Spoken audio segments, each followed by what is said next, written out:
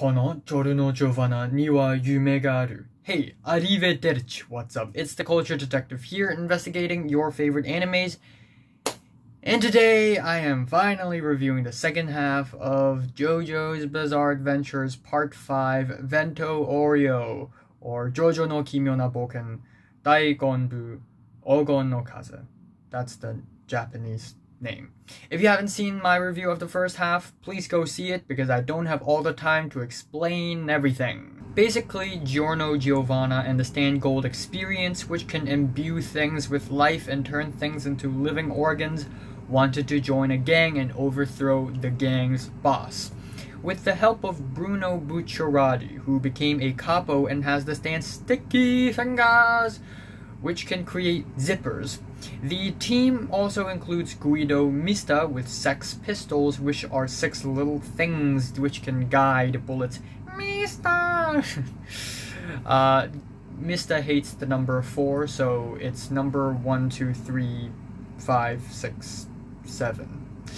And then we have Leone Abacchio with Moody Blues, which can reenact someone doing anything.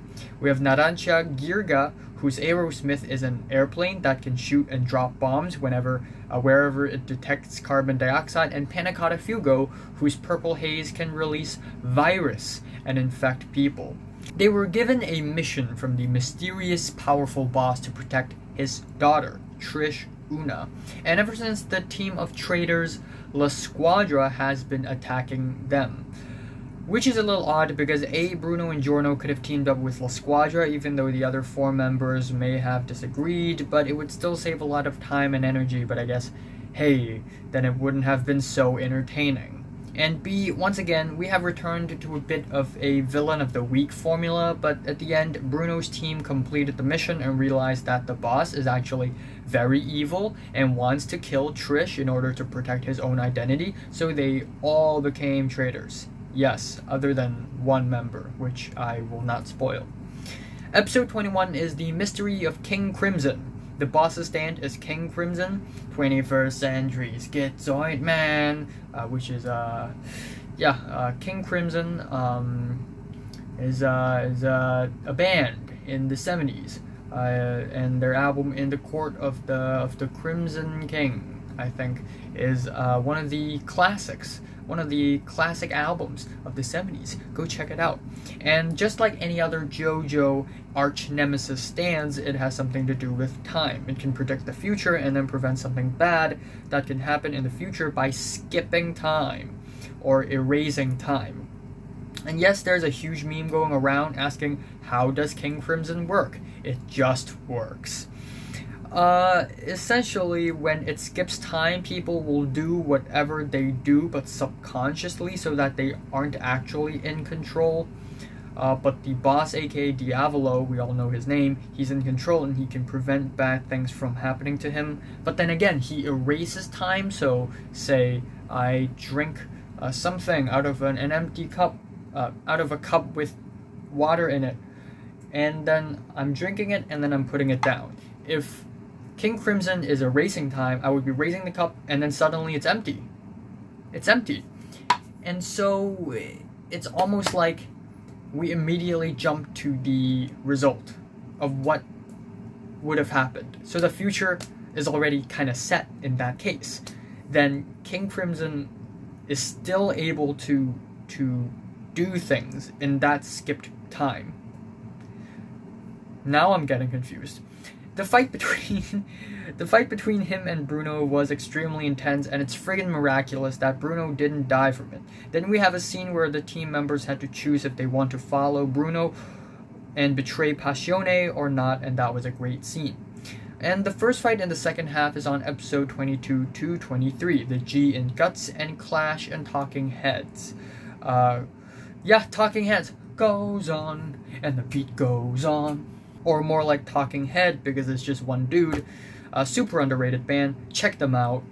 We have a new OP that is Uragirimono no Requiem, or Traitor's Requiem, and it's a more slow-paced and orchestral song, especially since Yugo Kanno himself composed it instead of a band writing the song.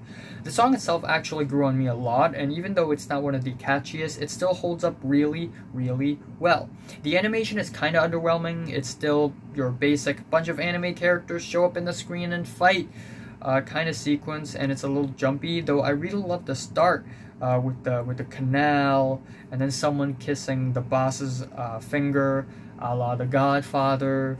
We also have a new ED that is Enigma's Modern Crusaders, and this one gives a really quirky and hopeful vibe like Savage Garden for Part 4, but it's still very dramatic and fun and playful, and I like it even more than the Freakin' You. So yeah, I love this ED. The animation is just alright. It's just a bunch of stone statues, but it's still really cool.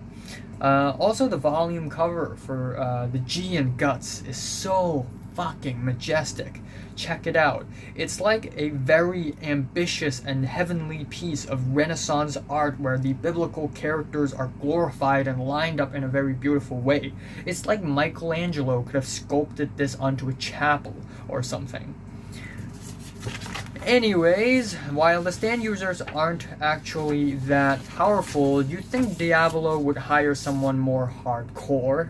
But no, they're actually just alright. We have Squallow's Clash. The Clash, as in London Calling's The Clash. And its stand is basically a shark that can bite, and it can jump from liquid source to liquid source. Like Aqua Necklace, but slightly scarier. Tiziano's talking head is basically a lump that sticks onto your tongue and make you lie. And this aspect is actually really interesting. Seeing the team members fall for Narancia's lies is really maddening, and it adds to the suspense.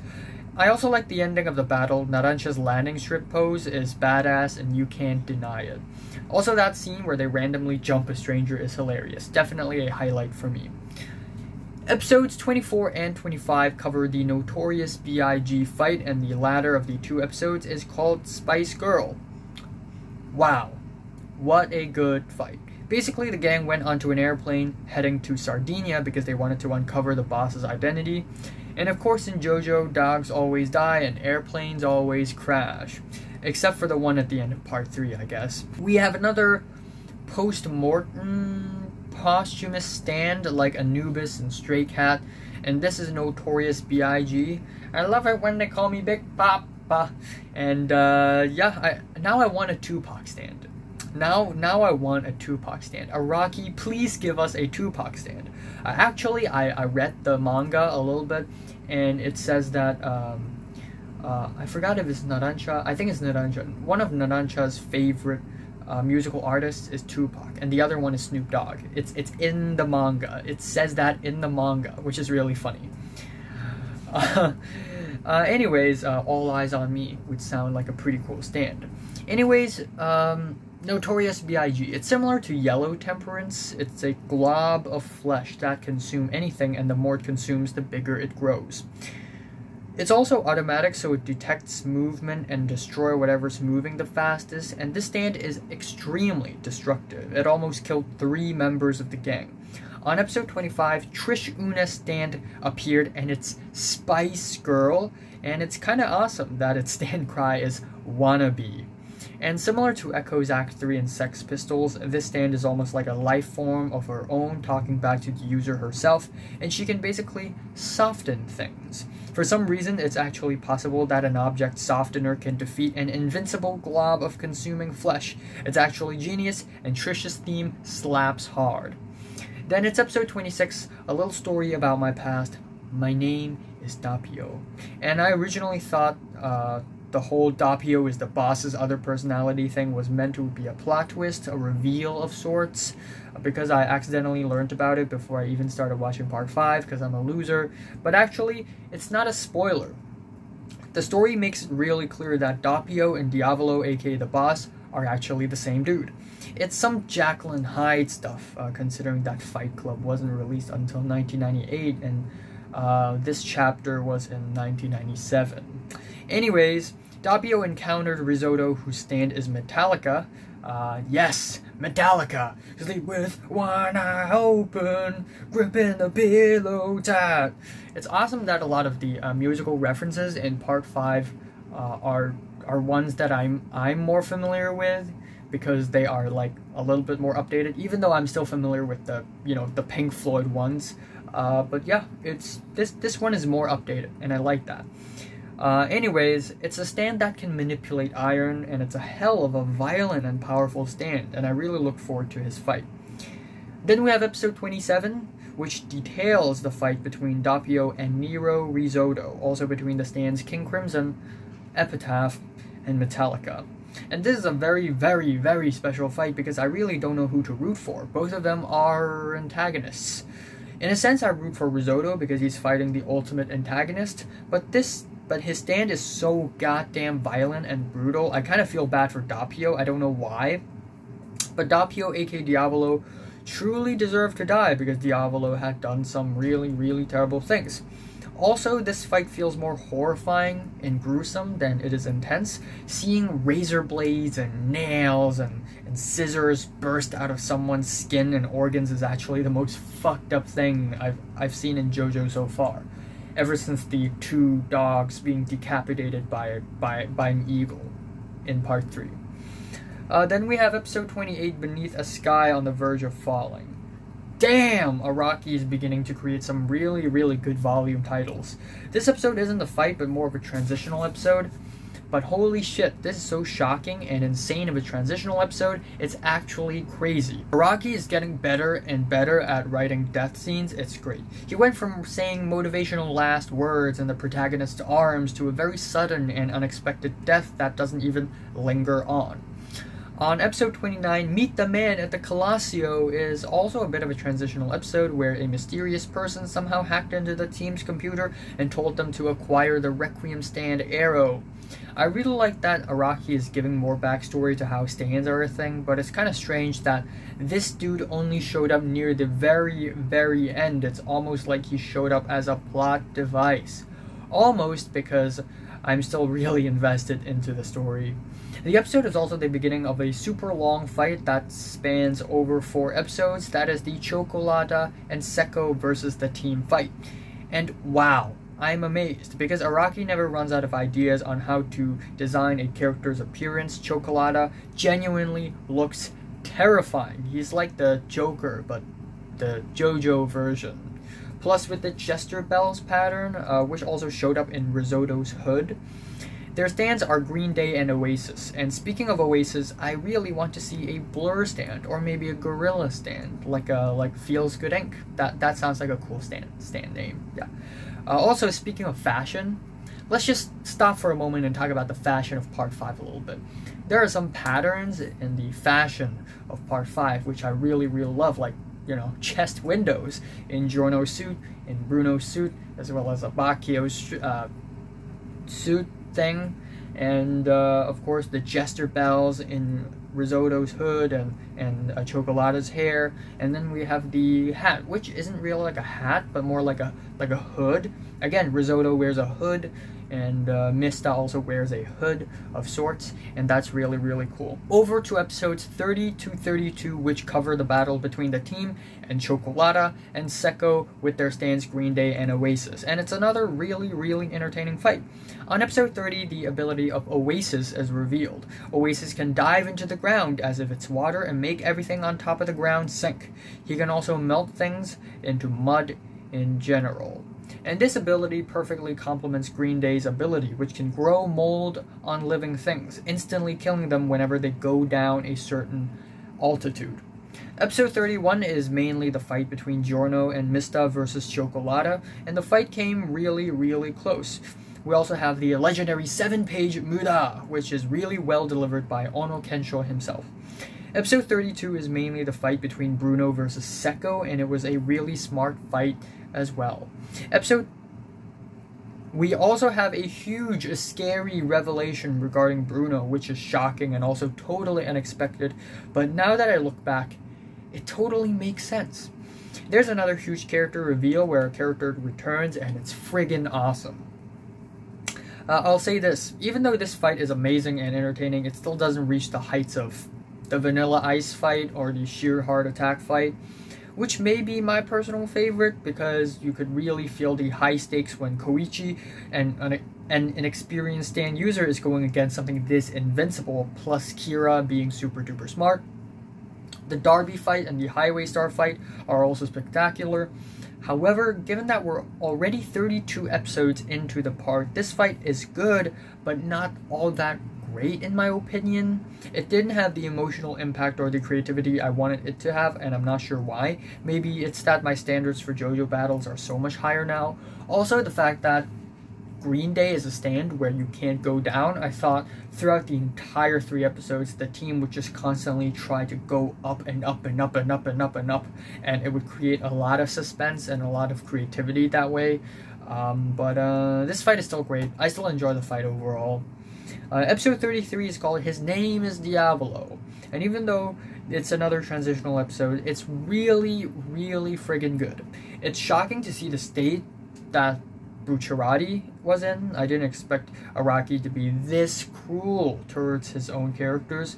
We also have a return of a very important character, and his interactions with Diavolo, aka the boss, are very suspenseful. We also get the reveal of how the boss really looks, and his design is amazing. Kira feels like an unstable gentleman with OCD, but Diavolo looks genuinely like a sinister, delusional man with pink hair and a fishnet crop top and parachute pajamas in purple. Like, he looks messed up, not gonna lie. Moving on to episodes 34 to 35, the Requiem quietly plays, and goddamn, these 2 episodes are my favorite of the whole part so far. Basically, the stand of the character who returned to the series got stabbed with another stand arrow, not just any arrow, but the Requiem arrow, and the stand became independent, and it's the mysterious looking man made out of black material. Essentially, it can swap the souls of the people as well as animals around him. Freaky Friday the stand, basically. And if a stand user tries to touch the arrow, their own stand would go berserk. We also have an incredibly shocking and tragic scene. Again, Araki is getting better and better at writing these kinds of scenes, especially how sudden it is. It's truly, truly heartbreaking. The fact that Diavolo and Doppio counted as 2 different minds, they're separated into 2 different bodies after the swap, so that the team needed to find the body that has Diavolo's mind, not Doppio's, and that's so interesting. Also, the OP is slightly different now. We have the Diavolo reveal version, and then immediately after that we get this really eerie and horrifying scene of Diavolo creeping up behind a bleeding Giorno with a scary passage recited in Italian in the background. Holy shit. Yeah, like, a lot of people speculated that the OP is gonna be skipped somehow at the end, but no, they're wrong. They're watching the skipped version all along.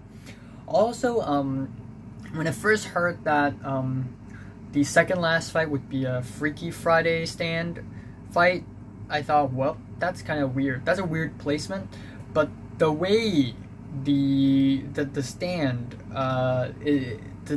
battle is being shown and executed in this story, it's so much more intense than just a Freaky Friday fight. Anyways, at long last, we have the last 4 episodes. Episode 36 is Diavolo Surfaces, and it's really suspenseful. Somehow, even though Diavolo and Doppio are separated souls, Diavolo managed to latch onto one of the gang members' bodies, and there's a scene where there's a lot of distrust going on, and it's really good. And then at the end, Diavolo finally appears, and there's a lot of near-death moments, which were very close. Episode 37, King of Kings, is probably my favorite episode out of the 39 episodes. It's the most climactic, and it has some truly mind-blowing scenes that are just legendary. We have a scene where someone sacrifices himself, and that scene is really majestic. With the clouds and the angels holding the trumpets, Araki really took a page out of the romantic Renaissance painting. And the climactic scene is the Requiem scene, which I will not spoil, but it is as terrifying as it is powerful. However, we have the last 2 episodes, Gold Experience, Requiem, and Sleeping Slaves, which are 2 very, very head-scratching episodes. Normally for TV shows, especially for animes, the last 2 episodes are the ultimate climax where the stakes are the highest and the final battle the most intense. But the last 2 episodes are basically 2 flashback episodes where it's about the gang trying to look for this sculptor guy whose wife died, and this wife's dad asked for Bucciarati's help because the dad thinks the sculptor guy Scolipi killed his wife. But actually it wasn't the case, and the guy had a stand and it's rolling stones. And it's a stone that can reveal people's fate, and it's automatic.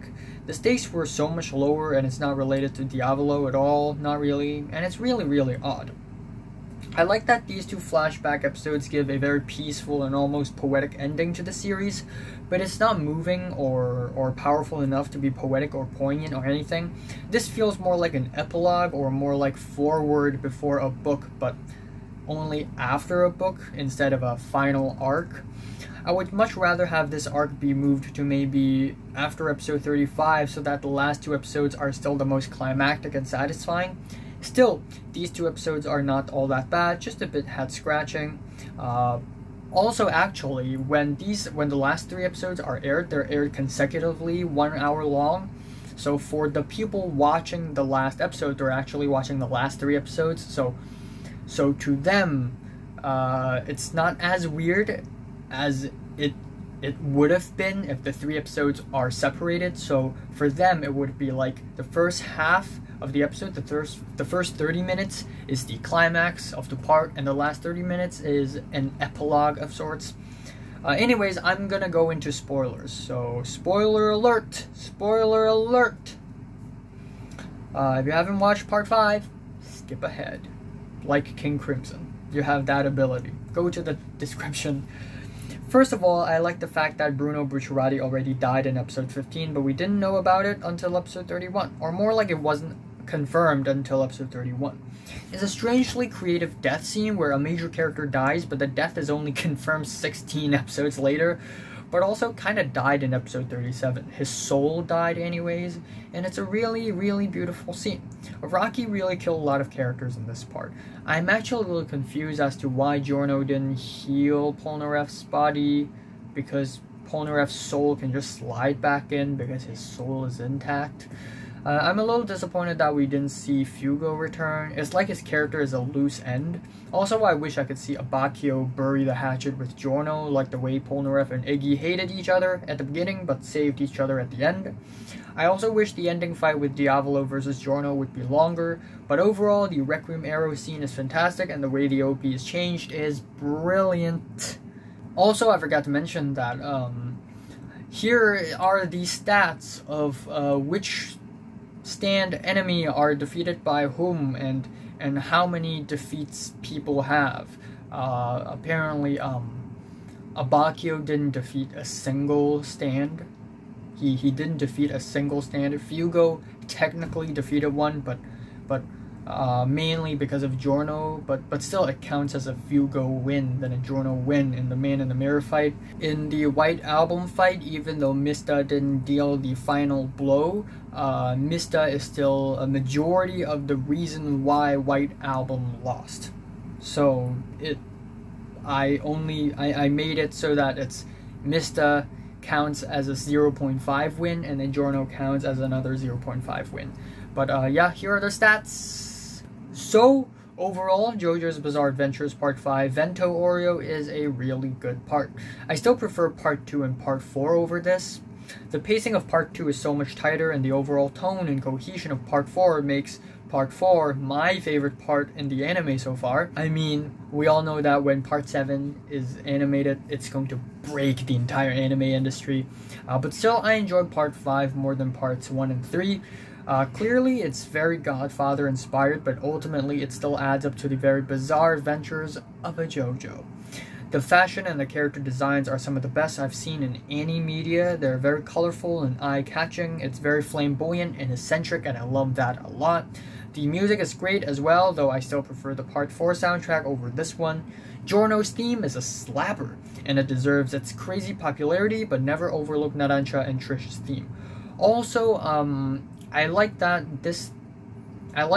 from Part 5 on, Araki almost, like, like tries his best to indulge in a certain culture in each part. Like in part 5 we have the Italian culture, the part 6 is the modern, the free America culture, and part 7 sort of jumps back in time to the more dirty Wild West American culture, and part 8 similar to part 4, an homage, a tribute to his own hometown, but still you can really see the romanticism of romanticism in this part, with the sunlight behind Giorno after the White Album fight, or the angels with the trumpets and the stone statues and stuff. These imagery are the kind of things you would see as statues in the streets and the plazas of Rome, and as well as other places in Italy, and clearly that has really affected Araki's art as well. There's also a glorification of violence as well as a lot of death in this part, which makes it excel more than just a fun, entertaining battle anime, but something more dramatic and serious. Though at some point in this part, it follows the villain of the week formula again, and some fights are just not as entertaining as I would have hoped it would be, like the man in the mirror fight or the babyface fight. None of the fights in this part still raise the stakes as high as the Vanilla Ice or the Sheer Heart Attack, or play around as much as the Derby and the Highway Star.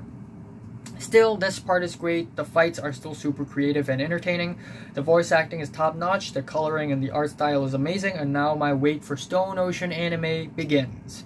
My favorite is episode 37, King of Kings, and my least favorite is probably Find Popo's Treasure, though I can't really find any episode that sucked. I'm giving JoJo's Bizarre Adventures Part 5 Vento Aureo, or Golden Wind, a strong 8 out of 10. So, have you watched JoJo Part 5? From 1 to 10, how much did you rate it? Like it, and subscribe if you want more, and thanks for watching. I will be watching ReZero, Tower of God, Great Pretender, Keep Your Hands Off Eizouken, and ID Invaded, probably, for the rest of the year. I don't know if I have enough time for that, but I'll try my best. Yay!